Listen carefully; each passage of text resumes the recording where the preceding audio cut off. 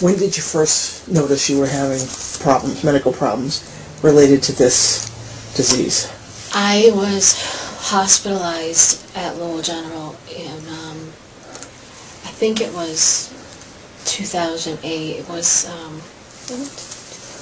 yeah, because I've been on the list.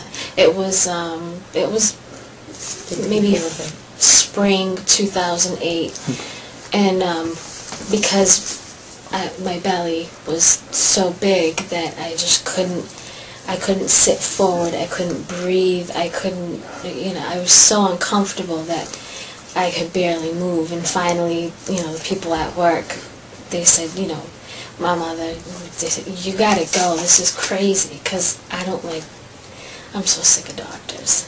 And so I finally went in and I had ascites. And it's because of, when your belly fills up with fluid because your liver is not functioning properly. So I had to get the fluid drained, and they had to test it and make sure that it wasn't infected. And that's when they said, okay, your liver is now to the point where you have cirrhosis. And that's when we did the process to get on the transplant list. So I've been on the transplant list since 2008.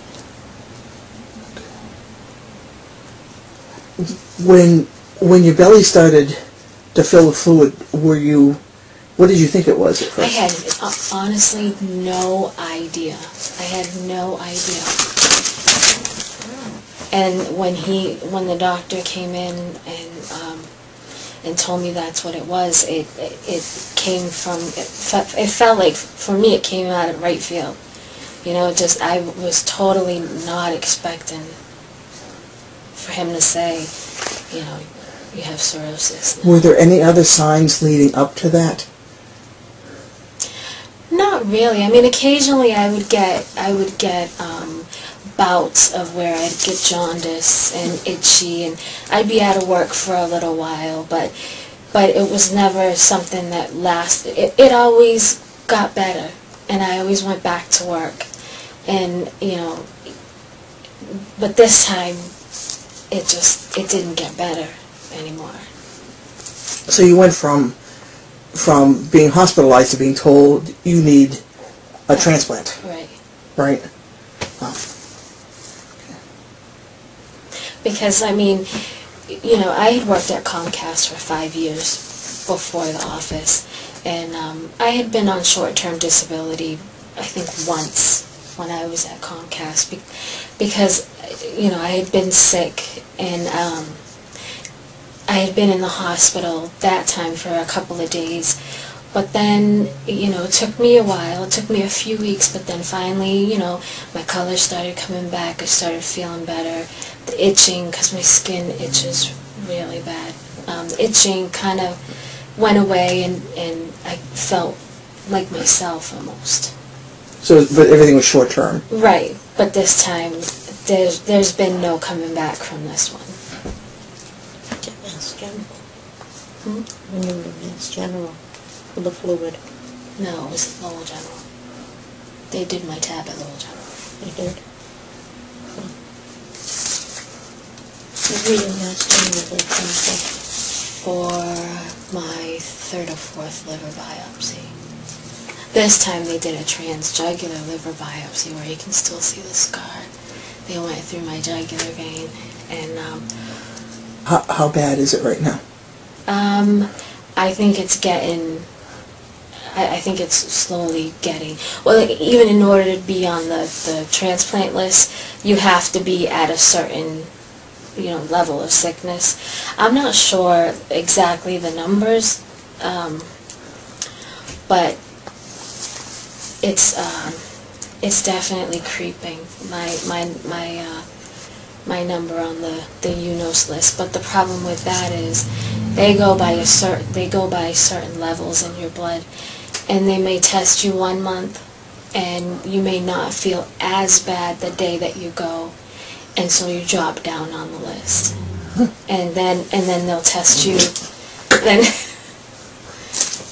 and then you have to go again in 3 months, and then so I'm always up and down on the list. I'm never getting to a steady place where I can possibly get to the top to get, you know, transplant. And I'm afraid that the only way that's going to happen is if, you know, I'm laying in a hospital bed and, you know, can't function, and, you know, being kept alive by tubes and stuff. And then, you know, at that point,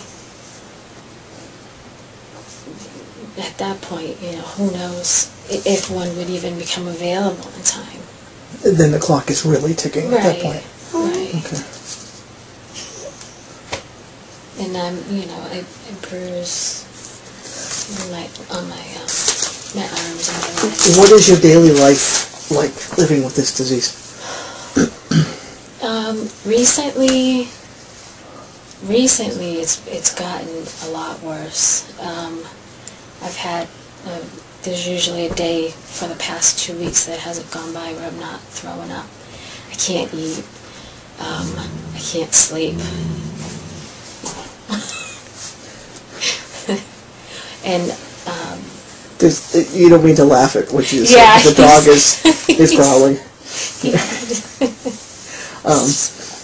I'm always exhausted, and that's why I had to, you know, I loved my job at the DA's office, but I'm sorry.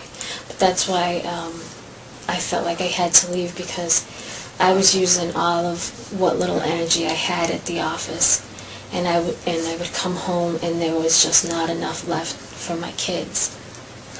And so, you know, I finally made the choice that I need to keep whatever energy I have to, you know, taking care of them.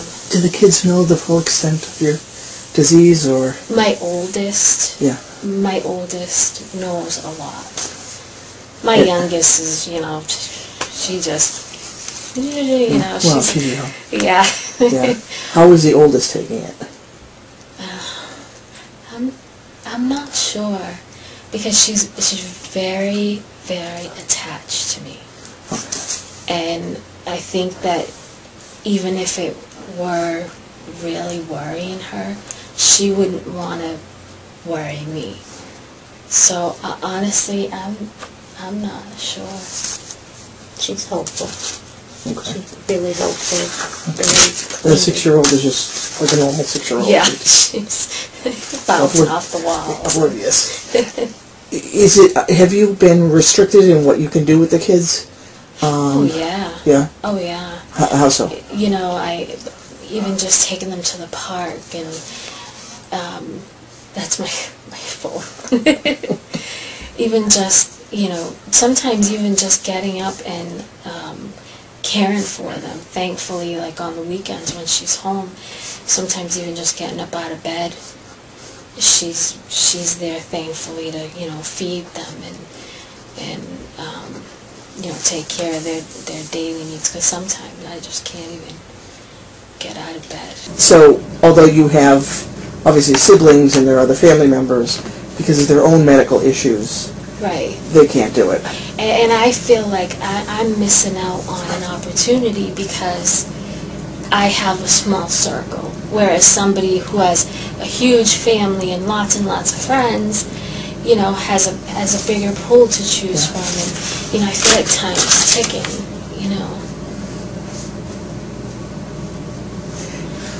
Did you see the recent story about the guy in Stoneham who put up signs saying, you know, please see if you're a match to me? Yeah. And apparently he's found, there have been people who have come forward, and he's found a match. I mean, have you ever thought about going to that extent to, you know, you can't buy that's an organ, that's illegal. Right. Yeah. But you can ask people to volunteer through whatever means apparently you want. I would, at this point, I'm willing to do whatever. When I first became listed, I was, you know, I was kind of leery about that, and I thought, well, you know, we'll just wait and see. Maybe, you know, maybe I'll just kind of stay well enough to hover on the list. And at this point, I feel so crappy that I'm willing to try anything. I saw on Channel 4 today, I don't know, what is it, the Today Show or the Morning Show or whatever, where one person, a woman, she needed a donor, and her husband had been tested for it. He wasn't a perfect match, but they were still going to do it. But it's a kidney, but they were still going to do it. And then she ended up getting a cadaver donor, and then he said, "Well, I'm still prepped for the surgery. Let me go ahead and give a kidney anyway." And the person who got his kidney had a family member who gave, and they had 12 people that ended up benefiting from this one